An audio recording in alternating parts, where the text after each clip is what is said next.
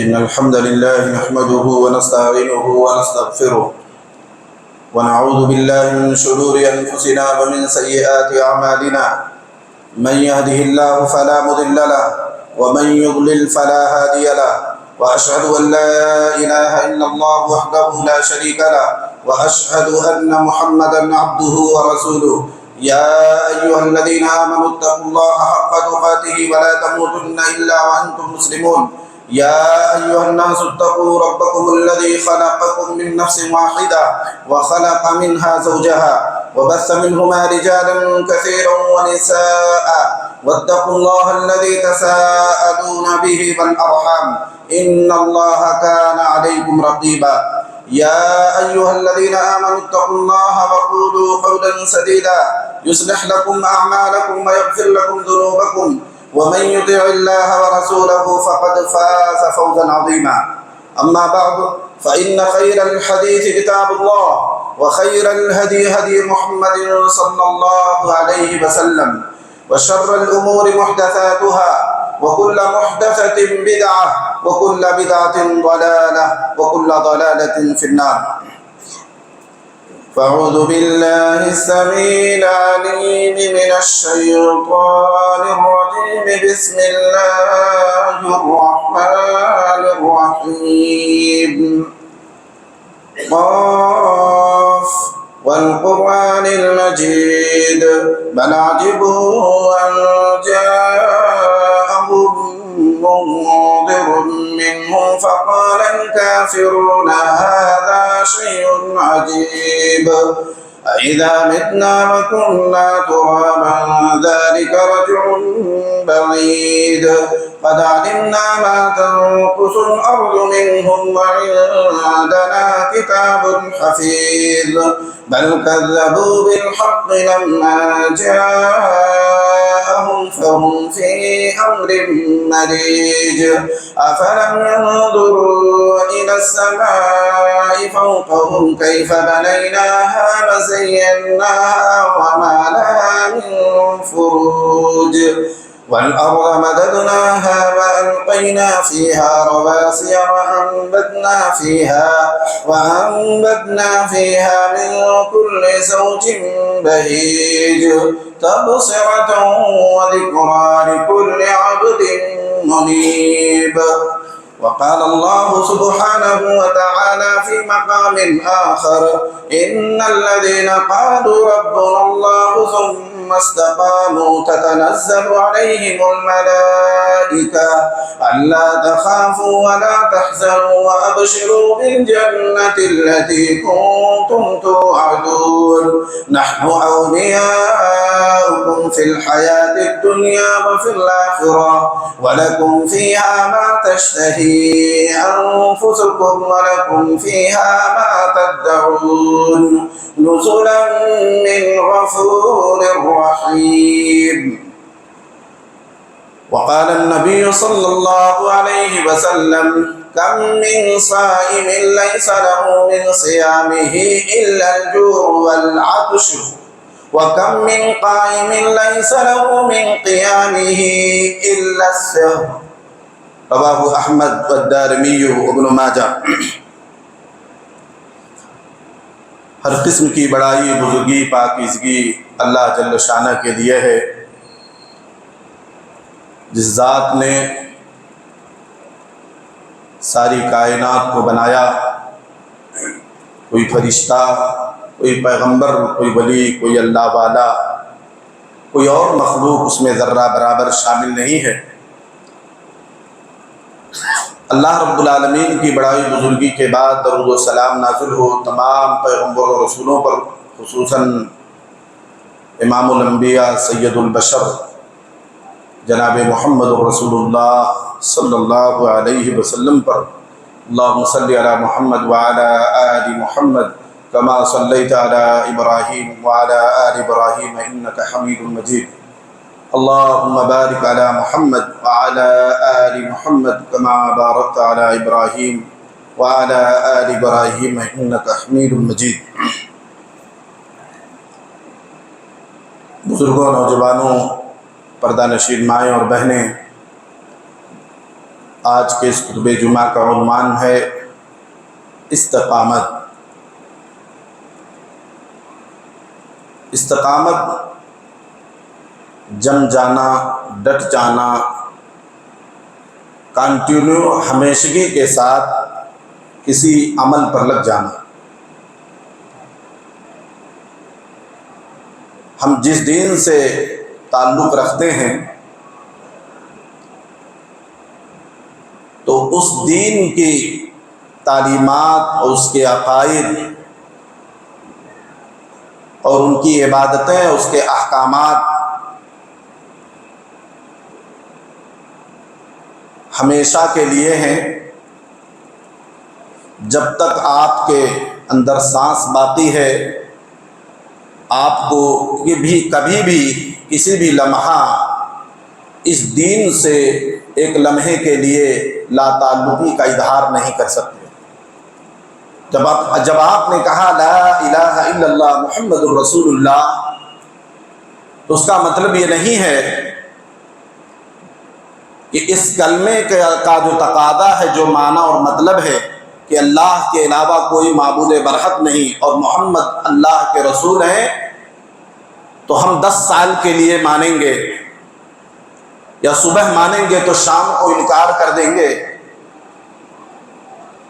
رات بھر مانیں گے، دن میں ہمارا اس کلمے سے کوئی تعلق نہیں، یا دن سے ہم اس کلمے سے لگاؤ رکھیں گے، رات میں ہم اس کا انکار کر دیں گے، اس طرح کی کوئی چیز نہیں ہے۔ اسلام یہ تعلیم دیتا ہے کہ آپ جب کسی سے شادی اور رشتہ کا تعلق قائم کرتے ہیں تو اس وقت نیت یہ ہونی چاہیے کہ پوری زندگی ہم آپس میں ایک دوسرے کے ساتھ گزاریں، پوری زندگی، موت تک۔ بیچ میں 1 سال، 2 سال، 1 مہینہ، 2 مہینہ، 10 سال کے بعد کوئی مسئلہ ہو گیا تو شریعت نے اس سے جدائی کا طریقہ بتایا، طلاق، خلا۔ لیکن وہ عمل کرتے وقت، نکاح کرتے وقت دونوں کے اندر، میاں بیوی کے اندر یہ نیت ہونی چاہیے کہ پوری زندگی ہم اس کے ساتھ گزاریں گے۔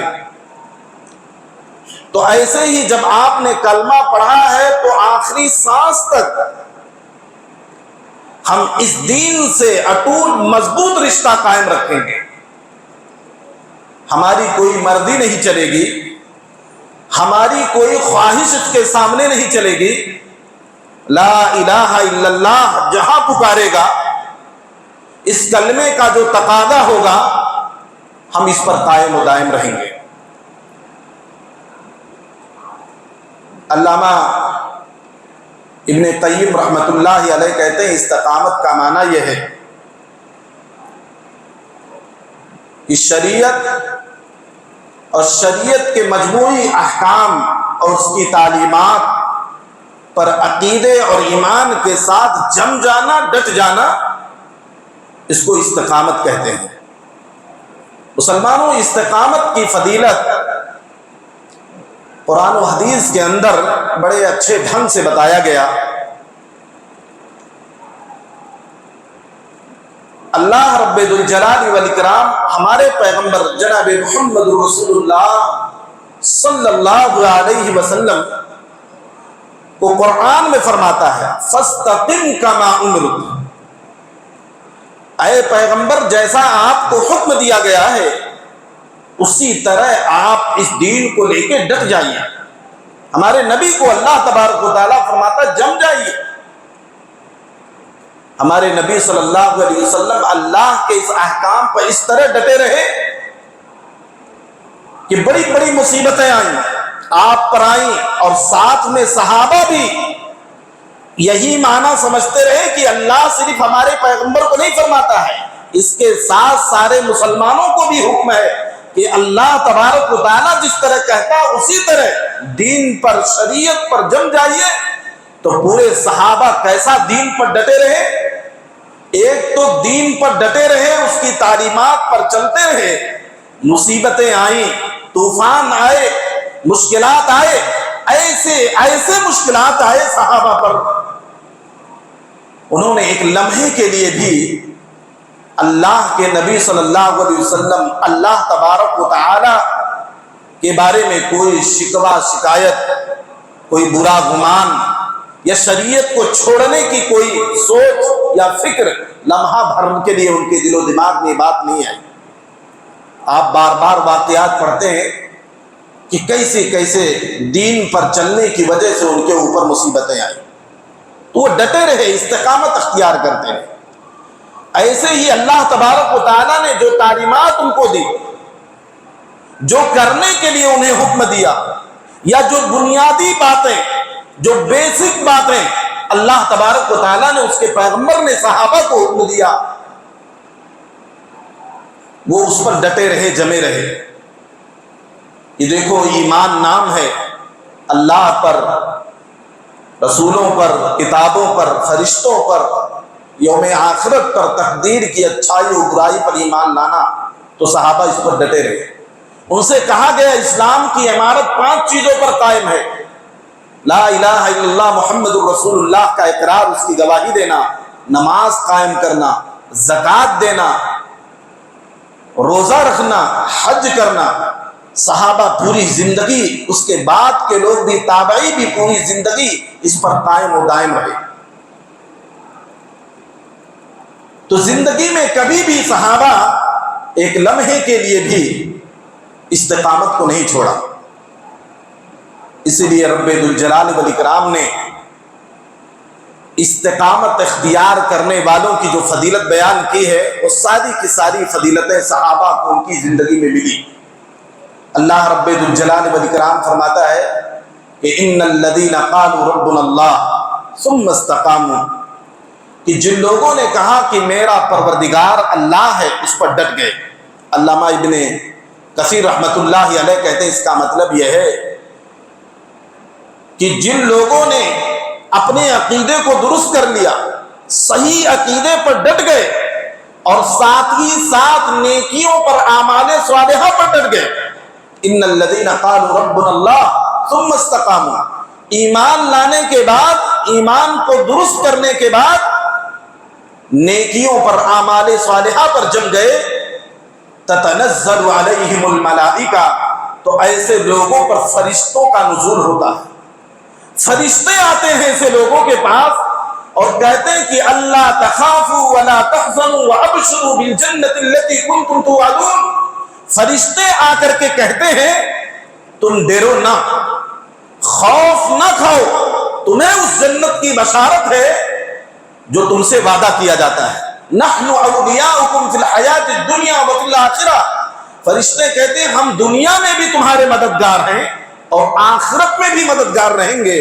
وَلَكُمْ فِيهَا مَا تَشْتَهِي أَنفُسُكُمْ وَلَكُمْ فِيهَا مَا تَدَّعُونَ، اور اس آخرت میں، جنت میں تمہارا جی، تمہاری طبیعت جو کچھ چاہے گی وہ ساری چیزیں ملنے والی ہیں، جو کچھ تم سے وعدہ ہے وہ سب ملنے والے ہیں۔ نُزُلًا مِّن غَفُورٍ رَحِيمٍ، یہ نہایت ہی بخشنے والے اور نہایت ہی مہربان کی طرف سے یہ مہمان نوازی ہے۔ یعنی اللہ کی طرف سے یہ چیزیں تم کو ملیں گی جو دنیا میں و آخرت میں یہ مہمان نوازی کے طور پر ہو، تمہیں اللہ اپنا مہمان بنائے گا، اور وہ میزبان تمہیں یہ عطا کرے گا کہ جنت میں جو چیز تم کو چاہیے وہ ساری چیزیں تم کو ملنے والی ہیں، اور دنیا میں جو مدد چاہیے، فرشتوں کی مدد تم کو ملنے والی ہے۔ میرے بھائی اور دوستو، یہ فرشتوں کا نزول اور فرشتوں کا آنا، اس کو ہلکا مت سمجھیے۔ یہ فرشتے کیسی طاقت رکھتے ہیں اور اللہ رب العالمین نے ان کے اندر کتنی قوت رکھتی ہے، اس کا اندازہ اس بات سے لگائیے کہ یہ جو دنیا ہے، یہ جو دنیا ہے مسلمانوں، اور یہ جو سورج ہے، یہ جو ستارے ہیں، یہ چھوٹے موٹے نہیں ہیں۔ آپ اندازہ لگائیے کہ یہ آسمان کتنا بڑا آسمان ہے، اور یہ آسمان میں پر جب فرشتے سجدہ کرتے ہیں تو یہ فرشتوں کی طاقت اور قوت کی تاب نہیں لا پاتا۔ آسمان، اللہ کے نبی فرماتے ہیں، آسمان لرزتا ہے، آسمان کانپتا ہے جب فرشتے اس پہ سجدہ کرتے ہیں۔ اور یہ آسمان کیسا ہے، اب اندازہ لگائیے کہ یہ جو زمین ہے، یہ جو زمین ہے، اس طرح کی زمین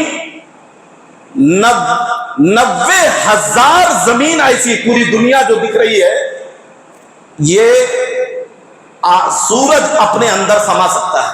90,000 ایسی زمینیں سورج اپنے اندر لے سکتا ہے, جگہ دے سکتا ہے. اور آسمان میں جو چھوٹے چھوٹے ستارے ہیں سورج کے علاوہ وہ اتنے بڑے بڑے ہیں کہ ایسے 12 لاکھ سورج ایک ستارہ اپنے اندر رکھ سکتا ہے. یہ ماہرین کا یہ گمان ہے, ان کا یہ خیال ہے. تو ایسے آسمان میں کروڑوں اربوں ستارے ہیں جو ایک ایک ستارہ لاکھوں لاکھوں سورج کے اندر کو اپنے اندر رکھ سکتا ہے. اور یہ سارے ستارے کہاں ہیں؟ ایک آسمان کے نیچے ہیں.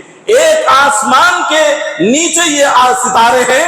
اب آسمان کتنا بڑا ہوگا, اللہ اکبر, آسمان کتنا بڑا ہے اور وہ کتنا مضبوط ہے, اس پر فرشتے جب سجدہ کرتے ہیں تو یہ فرشتوں کے طاقت اور قوت کو تاب نہ لا کے لرزتا ہے, ہلتا ہے آسمان.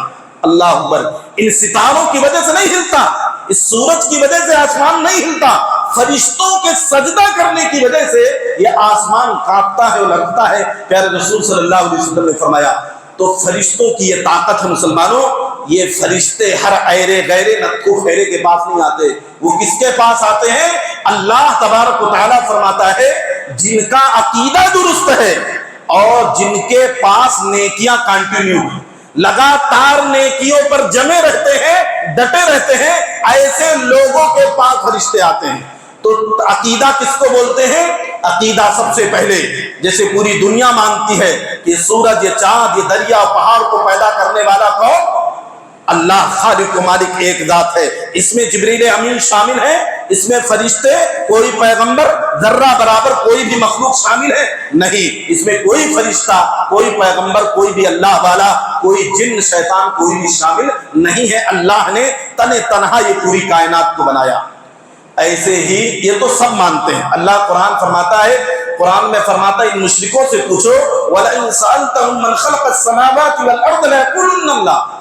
ان کافروں سے پوچھو کہ اس آسمان و زمین کو کس نے پیدا کیا, سب کے سب کہتے ہیں کہ اللہ نے بنایا. لیکن جب عبادت کی بات آتی ہے وہاں گڑبڑی پیدا ہوتی ہے. تو جب آپ نے مانا ساری کائنات کو اللہ نے بنایا تو ایسے ہی عبادت کی ساری شکلیں, جیسے عبادت قربانی عبادت ہے, نماز عبادت ہے, دعا کرنا عبادت ہے, یہ ساری چیزیں مشکل کشا کون؟ اللہ. یہ عقیدہ رکھنا. حاجت روا کون؟ اللہ. داتا کون؟ اللہ. غریب نواز کون؟ اللہ. یہ سب قرآن میں اللہ نے بنایا. مشکل کشا امن یجیب المضطر اذا دعاه. اللہ فرماتا کون ہے جب مشکل کا مارا اللہ رب العالمین کو پکارتا ہے اور اس کی دعا کو کون سنتا ہے؟ کیا اللہ کے علاوہ کوئی ذات ہے وہ تکلیف کو دور کرنے والا؟ تو مشکل کشا اللہ.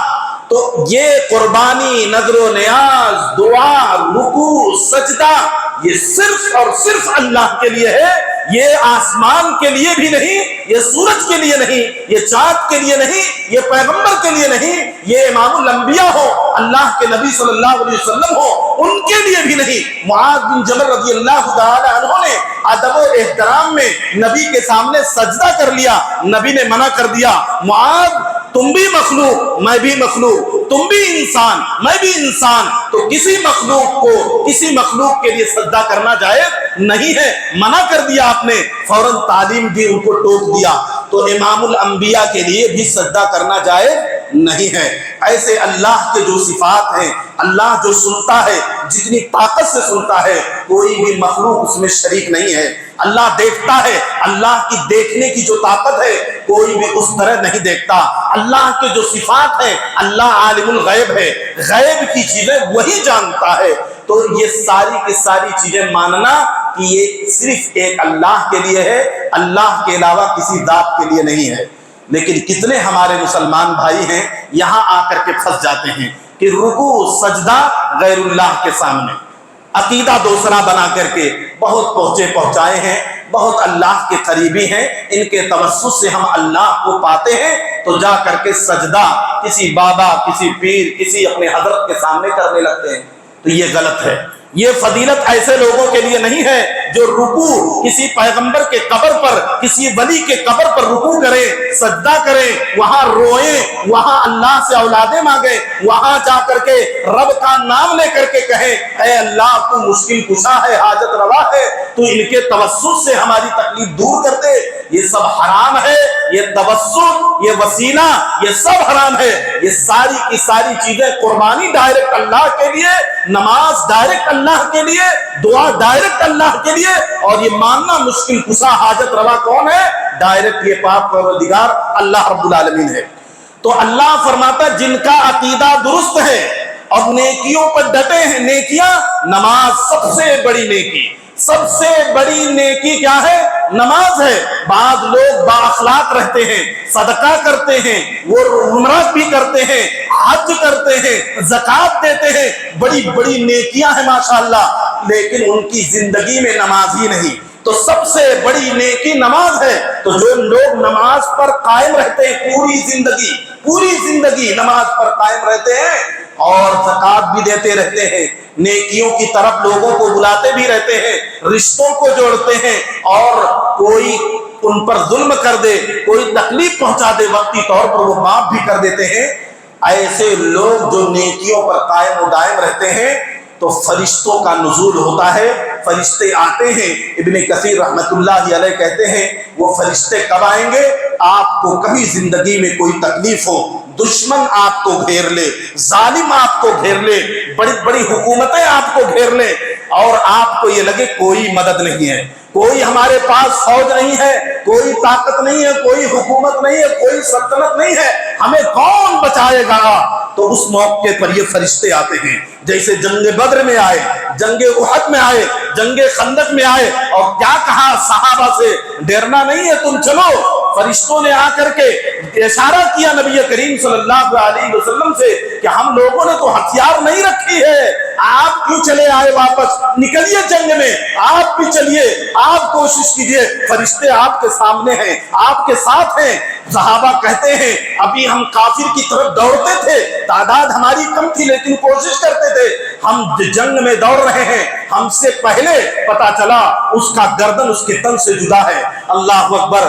وہ فرشتے کافروں کے انگلیوں کے پوروں پر، ان کے جوڑوں پر مارتے تھے تاکہ اچھے طریقے سے تکلیف ہو۔ تو یہ فرشتے کیوں آئے مدد کرنے؟ یہ عین موقع پر جب ان کو یہ لگا کہ اب تو کوئی کائنات میں ہم کو بچانے والا نہیں، اللہ کے نبی دعا کر رہے ہیں اللہ تعالیٰ سے، اے اللہ اگر یہ جماعت جنگ بدر کی 313 کی یہ جماعت اگر آج مٹ گئی تو قیامت تک ہوئے زمین پر کوئی تیرا نام لینے والا نہیں، کوئی ایک اللہ کی عبادت کرنے والا نہیں بچے گا۔ تو فرشتوں کو اللہ رب العالمین نے بھیجا۔ وہ فرشتے صحابہ کی مدد میں آئے تھے۔ وہ کیسے آئے تھے؟ وہ اس لیے آئے تھے کہ یہ صحابہ کا عقیدہ درست ہے، یہ پیغمبر کا سجدہ نہیں کر رہے ہیں، یوسف یعقوب کا سجدہ نہیں کر رہے ہیں، ایک اللہ کو ماننے والے، ایک اللہ کے لیے قربانی دینے والے، اسی رب کو مشکل کشا حاجت روا ماننے والے لوگ ہیں، اور یہ نیکیوں پر جمے ہوئے لوگ ہیں، نیکیوں پر، نیکیوں سے بے انتہا محبت کرنے والے لوگ ہیں۔ تو فرشتے اس دنیا میں بھی آج بھی قیامت تک جب بھی ہم ان دو خوبیوں سے یعنی اعمال صالحہ پر جمے رہیں گے اور ہمارا عقیدہ درست رہے گا تو فرشتوں کا نزول آج بھی ہوگا، فرشتے آج بھی آئیں گے میرے بھائیو اور دوستو۔ ایسے ہی موت کے موقع پر جب انسان جاکلی کے عالم میں ہوتا ہے، قریب قریب مرنے والا ہوتا ہے، تو اس موقع پر انسان کو گھبراہٹ اور خوف ہوتی ہے کہ میرے بچوں کا کیا بنے گا، میری بیوی کا کیا ہوگا، ہم تو دنیا سے جا رہے ہیں، میری پراپرٹی کا کیا ہوگا، کیا بنے گا، میرے خاندان والوں کا کیا ہوگا۔ تو اس گھبراہٹ، اس خوف کے عالم میں فرشتے آ کر کے کہتے ہیں تمہیں خوف کھانے کی ضرورت نہیں ہے، تم غم نہ کرو، ہم پیچھے بھی تمہاری حفاظت کریں گے، تم نیک آدمی تھے، تمہاری نیکیاں تمہارے اولاد کو بھی پہنچنے والی ہیں۔ عبداللہ بن مسعود رضی اللہ تعالی عنہ جب تہجد کی نماز پڑھتے تھے تو اپنے بچوں کو سامنے دیکھتے تھے تو کہتے تھے، وہ سو رہے ہیں، کہتے تھے میرے بیٹوں، میرے بچوں، تمہارے لیے یہ تہجد کی نماز پڑھ رہا ہوں کیونکہ یہ باپ کی نیکیاں اولاد کو پہنچنے والی ہیں۔ تو وہ کہتے ہیں آ کر کے کہ تم باپ ہو، اپنے بچے، اپنے بیوی کی فکر نہ کرو، تم نیکی پر پوری زندگی قائم تھے، ڈرو مت کہ آگے قبر میں کیا ہوگا، آگے حساب و کتاب کا کیا ہوگا، पुलसरात का क्या होगा, अल्लाह जब अदालत कायम करेगा, दर्रे दर्रे का हिसाब लेगा, उस वक्त क्या होगा। ए अल्लाह के बंदे, तू हर जगह अल्लाह से डरता रहा, कारोबार में भी डरता रहा, दोस्तों यारों में भी डरता रहा, खानदान रिश्तेदारों में भी अल्लाह से डरता रहा, हर जगह तू अपने खालिक और मालिक को याद करता रहा, इस्तिकामत तुम्हारे अंदर थी, तो तुम आज डरो मत, गम न करो। और ऐसे ही एक मौके पर जब कब्र में रख दिया जाएगा और कब्र में इंसान को जब उठाया जाएगा तो वो कैसे उठेगा, जैसे दुनिया में वो सुबह करता है। सुबह की जिस नीयत से जो मुसलमान सुबह को उठता है, उसी नीयत के साथ वो कब्र से उठेगा। मसलन एक नमाजी है, सुबह उठता है, नमाज की फिक्र करता है। एक बेनमाजी है, सुबह उठता है तो अपने जॉब की फिक्र करता है, कंपनी में कब जाना है, दुकान कब खोलनी है, स्कूल कॉलेज कब जाना है। तो मरने के बाद दुनिया में जो उसकी एक्टिविटीज होगी, वही हरकत कब्र में भी होगी। कब्र में पहली फुर्सत में उसको वही गुमान होगा जैसे वो दुनिया में रहता है। अल्लाह अकबर। तो एक नमाजी आदमी परहेजगार के लिए कितनी बड़ी खुशी की बात है।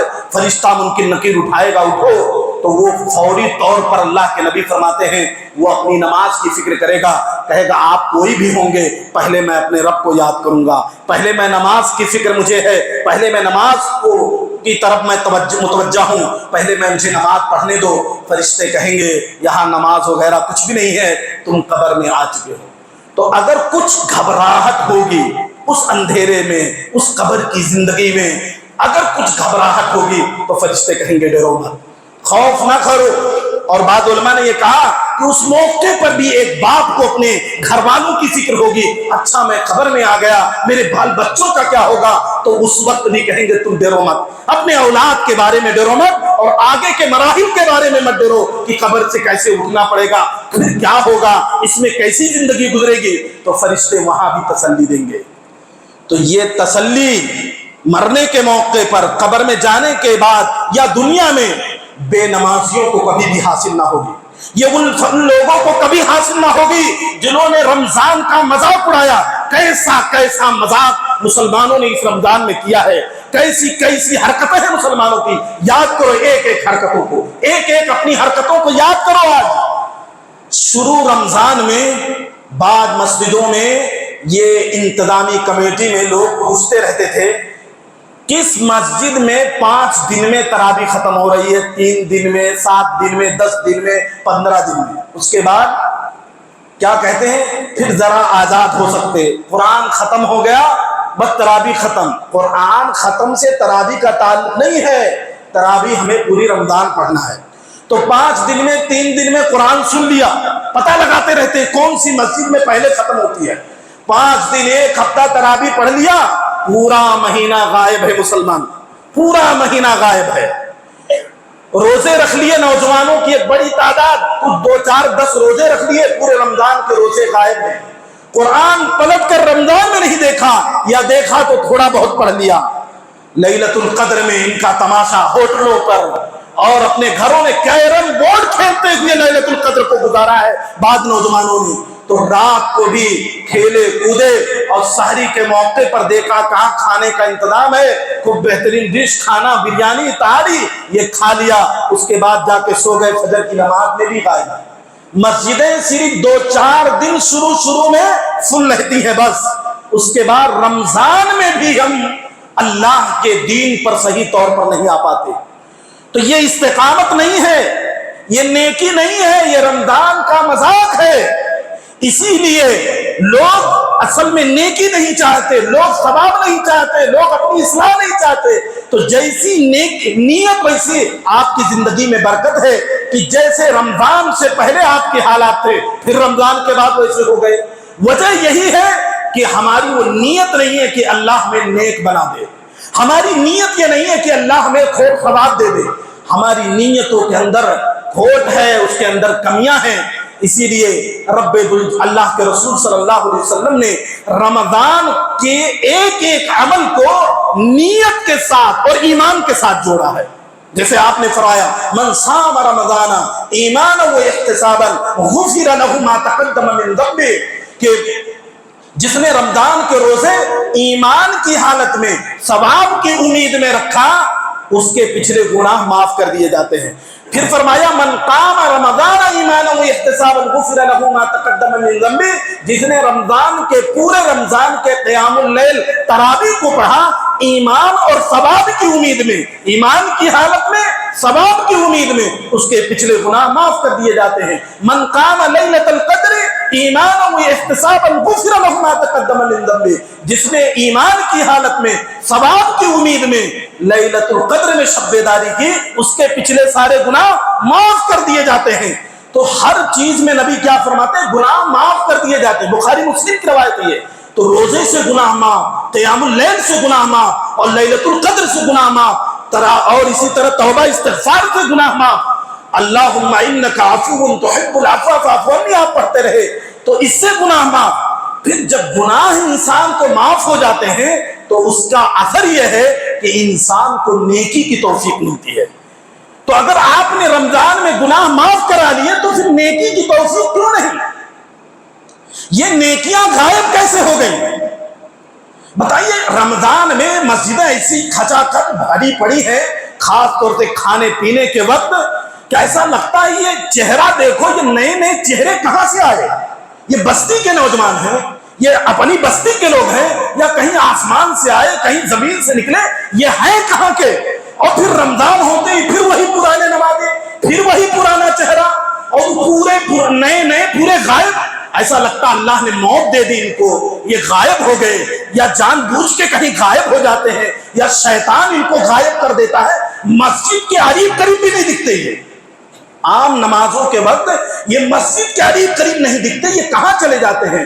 تو اصل میں یہ ہے کہ ثواب کی نیت سے یہ آئے ہی نہیں تھے رمضان میں، یہ دکھانے کے لیے آئے تھے کہ ہمیں بھی مسلمان سمجھو، ایک دم کافر مت سمجھ لو، دیکھو آیا ہوں تراویح میں، ایک دم بالکل مشرک منافق مت سمجھو، دیکھو تراویح بھی پڑھ لیتا ہوں، روزہ بھی رکھا ہوں، افطاری میں دیکھو میری حاضری بھی ہے۔ تو یہ کھیل بند ہونا چاہیے۔ پیارے رسول صلی اللہ علیہ وسلم فرماتے ہیں کم من صائم لیس له من صیامہ الا الجوع والعطش، کہ کتنے روزے دار ایسے ہیں ان کے روزے میں سے کچھ بھی ان کو ثواب نہیں ملے گا سوائے بھوک کے اور پیاس کے۔ کم من قائم لیس له من قیامہ الا السحر، آپ نے فرمایا کتنے رات میں تراویح پڑھنے والے لوگ، قیام اللیل تہجد پڑھنے والے لوگ ایسے ہیں کہ ان کے قیام سے کچھ بھی ان کو ملنے والا نہیں ہے سوائے رات شب بیداری کے، رات جاگنے کے۔ اور یہ بات آپ علامہ ابن تیمیہ کی اس بات سے لگائیے، وہ کہتے ہیں کہ اگر کسی کے رمضان کی نیکیاں اگر اللہ نے قبول کی ہے تو اس کی پہچان ہے۔ ویسے تو اللہ کو معلوم کہ کس کی نیکیوں کو اللہ نے اس کے رجسٹر میں لکھا، کس کو رد کر دیا، لیکن اس کے کچھ علامات ہیں، اس کی کچھ پہچان ہے۔ وہ پہچان یہ ہے، کہہ رہے ہیں رمضان کے بعد اس کے حالات دیکھو، اگر اللہ نے قبول کر لیا ہوگا ان کی نیکی تو نیکی کے بعد وہ نیکی کر رہا ہوگا۔ رمضان میں جو نیکی تھی وہی نیکی بعد میں بھی کرے گا، مثلا نماز پڑھے گا، وہ رمضان کے بعد بھی وہ اسی طرح توبہ استغفار کرے گا، قرآن پڑھے گا۔ اور وہ کہتے ہیں اگر رمضان کے بعد یہ نیکیاں، رمضان کی نیکیاں وہ چھوڑ دیتا ہے تو یہ جان لیجئے کہ اللہ تبارک و تعالیٰ نے اس کی کوئی نیکی قبول نہیں کی ہے۔ اور پھر یہی مسند احمد کے دارمی کی یہی روایت انہوں نے پیش کی ہے کہ جیسا نبی نے کہا کہ کتنے تہجد گزار، ان کے تہجد گزار سے کچھ نہیں ملتا سوائے رات جاگنے کے، اور کتنے روزے دار ان کے روزے کا کوئی اجر ان کو نہیں ملتا سوائے وہ بھوک اور پیاس کے۔ تو یہ میرے بھائی اور دوستو، آپ خود جائزہ لگا لیجئے، خود اندازہ لگائیے، آپ اپنے آپ کا محاسبہ کیجئے کہ کیا اللہ تعالیٰ نے ہماری نیکیاں قبول کی ہیں، یا اللہ تعالیٰ نے ساری محنتیں جو بھی ٹوٹی پھوٹی ہم نے رمضان میں کی تھی وہ سب اللہ تبارک و تعالیٰ نے ہمیں برباد کر دیا۔ اور ایسے ہی میرے بھائی اور دوستو، آپ اندازہ لگائیے کہ رمضان ختم ہوتے ہی ہمیں یہ حکم ہے، ہمیں یہ تعلیم دی گئی ہے کہ سب سے پہلے آپ صدقۃ الفطر دو رمضان کے بعد، صدقہ۔ تو پتہ یہ چلا رمضان کے بعد بھی صدقہ خیرات نیکی کرنا ہے، رمضان کے بعد بھی مال دینا ہے۔ ایسے ہی رمضان کے بعد ہی فوراً کہا گیا چاند دیکھنے کے بعد فوراً تکبیر بلند کرو، اللہ اکبر لا الہ الا اللہ، واللہ اکبر اللہ اکبر وللہ الحمد، کیا ہے کہ اللہ سب سے بڑا ہے، سب سے بڑا ہے، تو ساری تعریف تیرے لیے ہے، اللہ سب سے بڑا ہے۔ یہ کب کہنا ہے؟ رمضان میں نہیں، رمضان کے بعد خاص طور سے کہنا ہے۔ تو اس سے یہ پتا چلا کہ رمضان کے بعد بھی ہمیں رب کی بڑائی، بزرگی، اس کی کبریائی، ہمیں اپنے سجدے، اپنے رکوع اور توبہ استغفار کے ذریعے سے ہمیں اس کا بھی اظہار کرنا ہے۔ یہ رمضان کے بعد ہے۔ اللہ کے نبی، میری مائر بہنیں بیٹھی ہیں، ان کے لیے آخری بات، اللہ کے نبی صلی اللہ علیہ وسلم عید کے جب خطبے میں آئے اور کہنے لگے، یا معاشر النساء، اے عورتوں، تم کو ہم نے جہنم میں سب سے زیادہ دیکھا ہے۔ بعض لوگ اس حدیث کا غلط معنی بیان کرتے رہتے ہیں کہ عورتیں اکثر جہنم میں جائیں گی، ایسی بات نہیں ہے۔ نبی نے جب دیکھا تھا اس وقت کی یہ بات ہے، صرف اس وقت عورتوں کی تعداد جہنم میں زیادہ تھی، ایسا نہیں کہ اللہ کے نبی نے کہہ دیا کہ عورتیں زیادہ ہی جائیں گی، ایسی بات نہیں ہے۔ جس کا جیسا عمل ہوگا اس حساب سے جائے گا۔ مرد اگر برباد ہے تو مرد جہنم میں جائے گا، یہ کون سی بات ہے؟ اکثر دیکھو تو مرد برباد ہے اس زمانے میں، عورتیں تو بیچاری نماز روزہ مسجدوں میں تعداد انہی کی زیادہ تھی، برابر تراویح وہی پڑھتی رہی، قرآن وہی زیادہ پڑھتی رہی، توبہ استغفار وہی کرتی رہی، اور روزہ خوروں اور ان بے نمازوں اور ان نالائقوں کو کھلاتی پلاتی بھی رہے رمضان میں، جو رب کو نہیں یاد کرتے ہیں، جو کچھ نہیں رب کو پکارتے ہیں، ان کو یہ کھلاتی پلاتی رہی۔ تو عورتوں کو کی تو بڑی فضیلت ہے، ایسی بات نہیں ہے، لیکن نبی نے جو وجہ بتائی تھی وہ دیکھنا پڑے گا۔ آپ نے فرمایا تصدقنا، تم لوگ صدقہ کرو، تم لوگ صدقہ کرو، صدقے کے ذریعے سے تم اپنی بچاؤ کر سکتی ہو۔ پھر آگے فرمایا اس کی وجہ یہ ہے کہ وَتَكْثُرْنَ اللَّعْنَ، تم لعنت ملامت بہت کرتی ہو، چھوٹی چھوٹی باتوں پر شوہر کو، بیٹوں کو، اپنی اولادوں کو اور دیگر لوگوں کو لعن تان بددعائیں دیتی رہتی ہو۔ تھوڑا سا صبر کر لو، زبان پہ کنٹرول کر لو، یہ تمہاری وجہ ہے۔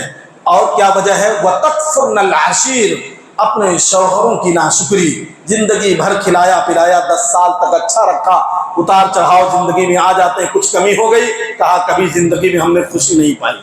تو یہ بڑی کمی ہے عورت کی، عام طور سے ان کی ایک طریقے سے نیچرلی طور پر عموماً عورتوں کے اندر پائی جاتی ہے۔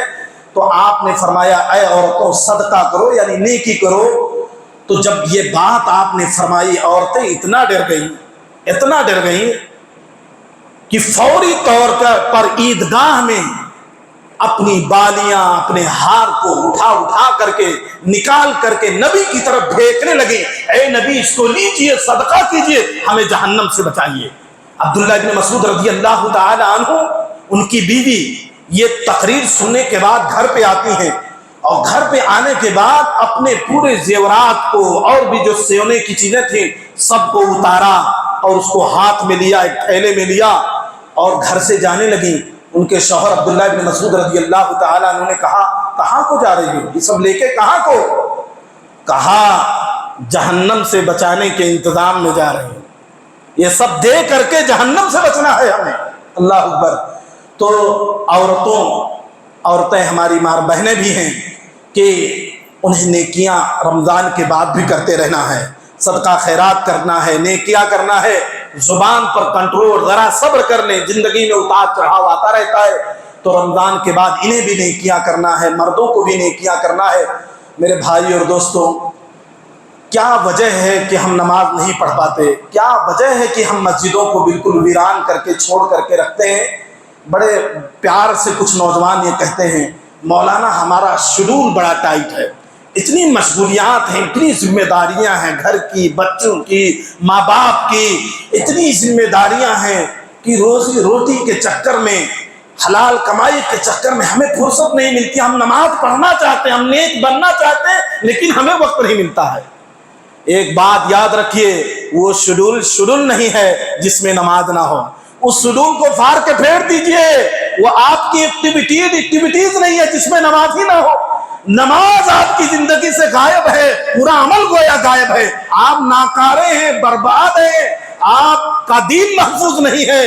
اللہ فرماتا ہے ان الصلاۃ تنہی عن الفحشاء والمنکر، نماز بے حیائی برائی سے لوگوں کو روک دیتی ہے۔ ولذکر اللہ اکبر، اللہ کا ذکر سب سے بڑا ہے، یعنی نماز یہ جو ذکر ہے یہ عمل اللہ فرماتا سب سے بڑا ہے۔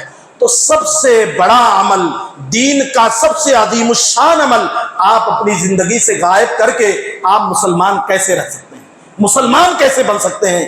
اسی لیے نوجوانوں سے خاص طور سے اپیل ہے کہ آپ اللہ کے دین کو کھیل مت بنائیے، مسجدوں کو کھیل مت بنائیے، ابھی بھی موقع ہے، توبہ کریے، استغفار کریے، اللہ تعالیٰ سے معافی مانگیے، مسجدوں کی طرف آئیے، جو کچھ مانگنا ہے روزی روٹی، علم، صلاحیت اور زندگی میں ترقی، سجدے میں دعا کیجیے، آپ کو مدد یہیں سے ملنے والی ہے، آپ کو توفیق یہیں سے ملنے والی ہے۔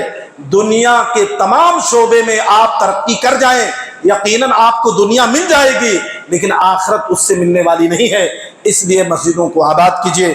اللہ رب العالمین سے دعا ہے کہ اللہ تبارک و تعالی ہم جیسے رمضان میں اپنے رب کو یاد کر رہے تھے، توبہ استغفار کرتے تھے، نماز صدقہ خیرات کر رہے تھے، اللہ تبارک و تعالی رمضان کے بعد بھی ان ایام میں بھی اسی طرح اپنے رب کو یاد کرنے کی توفیق عطا فرما۔ اللہ ہمیں نمازی بنا دے، اللہ ہمیں مسجدوں کو آباد کرنے والا بنا دے۔ اللہ ہم نے جو بھی کوتاہیاں کی ہیں، جو کمیاں کی ہیں، اللہ تعالیٰ اپنے فضل و کرم سے اس کو درگزر فرمائے، معاف فرمائے۔ اللہ تعالیٰ رمضان میں جو کچھ ہم نے اعمال کیے ہیں، اللہ اس کو قبولیت کا درجہ عطا فرمائے۔ جو کچھ کمی کوتاہی کی ہے، اللہ تبارک و تعالیٰ اس کو معاف فرمائے، درگزر فرمائے۔ اور جو بھی ہم میں سے پریشان حال ہیں، اللہ ان کی پریشانی کو دور کر دے۔ جو بڑی مصیبت میں گرفتار ہیں ان کو نجات دے دے۔ روزی روٹی میں جو پریشان ہیں اللہ ان کو کوئی راستہ نکال دے۔ بڑی بیماری میں مبتلا ہیں، بے اولاد ہیں، اللہ ان کو نعمتوں سے نواز دے۔ اقول قولی ھذا استغفر اللہ لی ولکم ولسائر المسلمین فاستغفروہ انہ هو الغفور الرحیم۔